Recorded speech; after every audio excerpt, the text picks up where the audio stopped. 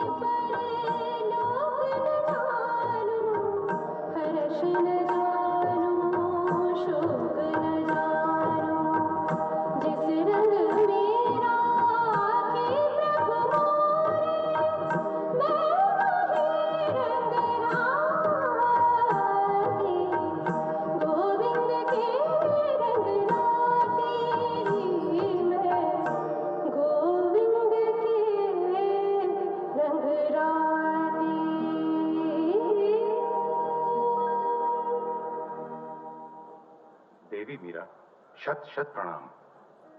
संगीत विधाता आप? क्या मैं इनका परिचय जान सकती हूँ? ये मेरे मित्र पुजारी सीधे प्रयाग से आए हैं। ये मेरे मित्र संगीत के उपासकों के उपासक हैं, अंतर से परम उदार राजाओं की तरह। क्यों नहीं? हम आपके अधरों का अमृतमय संगीत सुनकर अपने हृदय को स्वच्छ व निर्मल करना चाहते हैं। हम एक उपासिका के भव्य स्वरूप के दर्शन करना चाहते हैं। स्वरों के सम्राट वेदना व रोदन में संगीत खोजने का प्रयास कर रहे हैं। आश्चर्य है। मैं तो केवल प्रेम पुजारन हूँ, उसकी जुगन केवल अपने गिरिधर के लिए ही गाती हूँ। लय ताल सुरों के उतार चढ़ाव, उसकी गहराइयों को मैं क्या जानूं।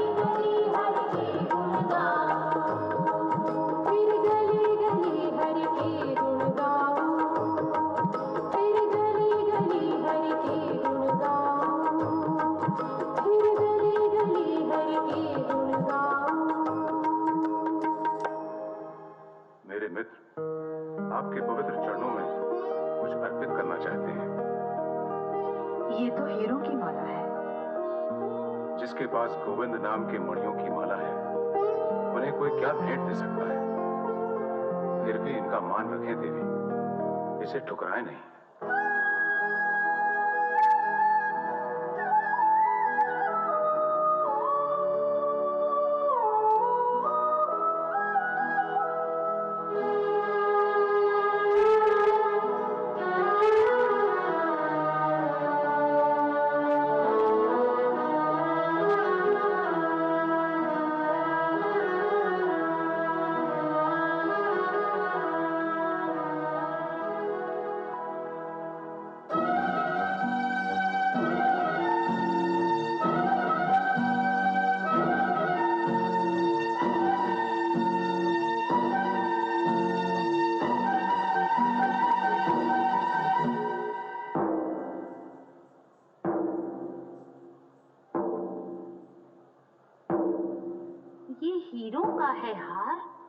पुजारी कभी नहीं दे सकता है। इसकी गढ़न मुगलिया, वो था अकबर, मुझे है लगता।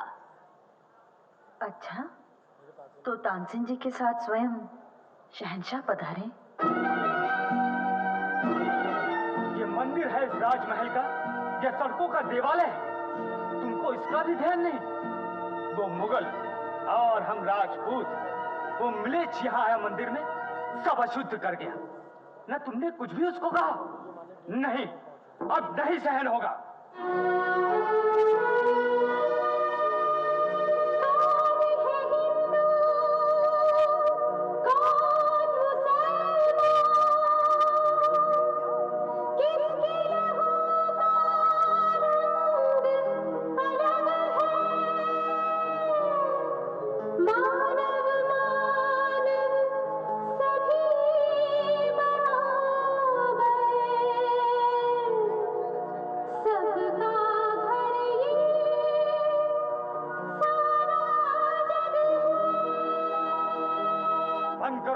दर्शन, निकल जाओ इस राजमहल से, छोड़ो, भूलो ये घर आंगन। भैया ठहरो, रुको, बड़ी बदनामी होगी। इसके गीतों की सारी है प्रजा दीवानी। ऐसा करो उपाय कि हमसे प्रजा न रूठे, सांप भी मर जाए और लाठी भी न टूटे।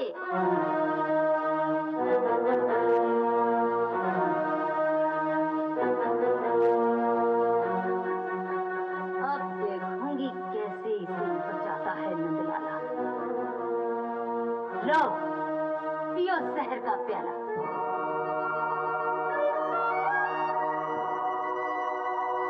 उदा, प्रभु की महान शक्ति को इस परीक्षा से न तोलो। विष से वो डरे जिसे जीवन के प्रति मोह हो। मेरा मोह तो मेरे मोहन के प्रति है। इस विष के उन्माद से मेरे प्रेम का उन्माद और अधिक हो जाएगा। लाओ, प्याला मुझे दो।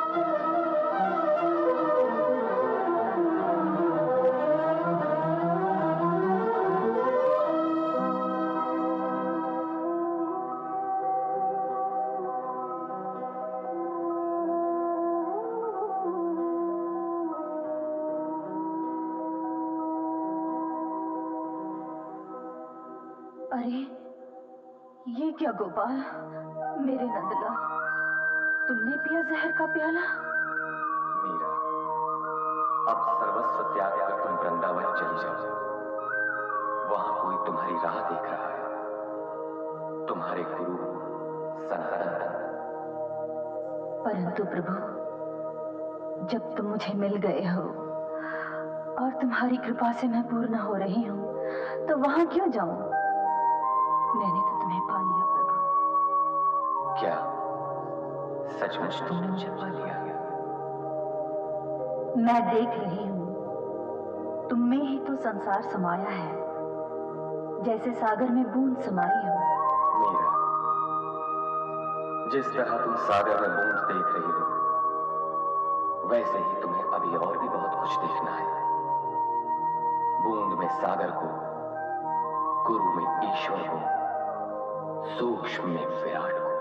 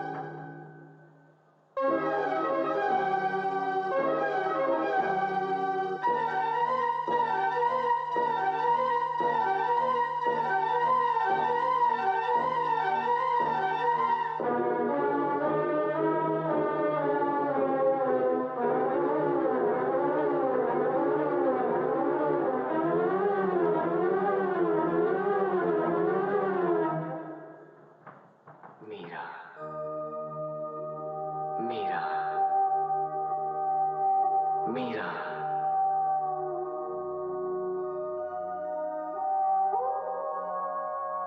मीरा, मीरा, मीरा।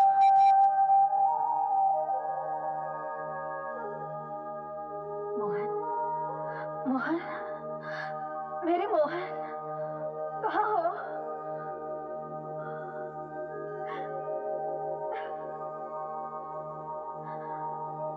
मोहन, आज मैं जीवन के उस मोड़ पर खड़ी हूँ जहां सिवाय अंधकार के और कुछ नहीं। तुम्हारी मूर्ति मेरे लिए किरण थी, मेरा सहारा थी। मेरा अंतिम सहारा भी तुमने छीन लिया। तुमने ही तो मुझे वृंदावन आने का आदेश दिया था, गुरु की सेवा करने को कहा था। 2 वर्ष पैदल चलकर, हर कष्ट भोगकर मैं यहाँ आई, केवल एक शून्य को खोजने। तुम केवल एक छाया ही रहे मेरे लिए, एक मूर्त थी, वो भी तुमने छीन ली, वो भी तुमने छीन ली।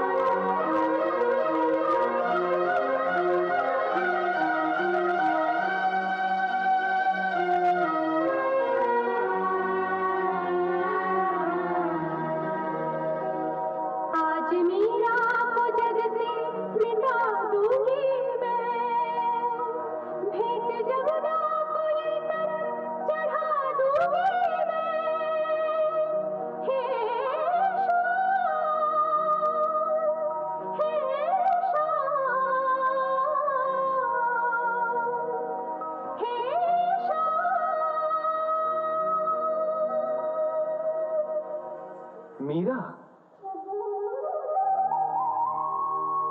ये कैसा प्रेम है तुम्हारा? मैं तो कुछ पलों के लिए तुमसे अलग हुआ, किंतु तुमने तो सदा के लिए मुझसे विदा की ठान ली। प्रभु, तुम मुझे क्षमा करो प्रभु, मैं तो तुम्हारे वियोग में पागल हो रही थी। आज समझ पा रही हूं, वियोग में ही संयोग की आस छुपी है। मेरे जीवनाधार, आज मेरा मोह समाप्त हुआ। प्रभु, परिछाइयों के परे, मूर्त से भी अलग मैं तुम्हें देख पा रही हूं। मुझे एक दिव्य प्रकाश दिखाई दे रहा है। कण कण में तुम ही दिखाई दे रहे हो, तुम ही दिखाई दे रहे हो, तुम ही दिखाई दे रहे हो। मीरा, आज तुम वास्तव में पूर्ण रूप से मेरी हो गई हो, केवल मेरी। अब तुम भौतिक जगत से हटकर अलौकिक जगत में आ गई हो। तुम्हारा मूर्ति के प्रति मोह भी समाप्त हो गया है। आज हर सांसारिक चिंता से मुक्त हो गई हो तुम। अब कोई बंधन नहीं, कोई विघ्न नहीं। मैं सदा के लिए तुम्हारे पास आ गया हूं। मेरा और तुम्हारा ये अमर मिलन अभूतपूर्व है मीरा। देखो, मैं कहां नहीं हूं। ये धरा, आकाश, पाताल, हर जीव प्राणी मात्र सब मुझ में समाया है। पूरा जगत कृष्णमय है। आओ, मेरे हृदय में प्राण बनकर लीन हो जाओ।